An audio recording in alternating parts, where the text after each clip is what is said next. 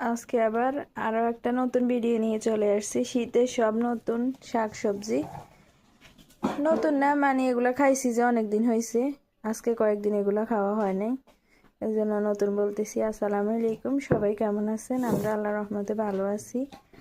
আজকে আবার দুপুরের খাওয়া দাওয়া করার সময় হয়ে গেছে। এখন এই যে এখানে ভাত নিছি, সরিষা পাতা দিয়ে আলু মাছের ভাজি করি, তারপরে এগুলোর সাথে একসাথে ভর্তা করা হয়েছে। এটা আর এটা চিনেন সবাই, এটা হচ্ছে কলা গাছের ভিতরে যে সাদা অংশটা থাকে না, এটারে নোয়াখালীর মানুষ আইলে বলে। মূলা, তারপরে একটু সিম, তারপরে ধনিয়া, আলু সব কিছু দিয়ে মিক্স করে এটা রান্না করা হয়েছে। এটা খাইতে অনেক মজা হয় কিন্তু। আর এটা হচ্ছে সিনাল দিয়ে ইলিশ মাছ দিয়ে হয়েছে। আর এই তো এখানে ভাত, এখন খাওয়া দাওয়া হবে।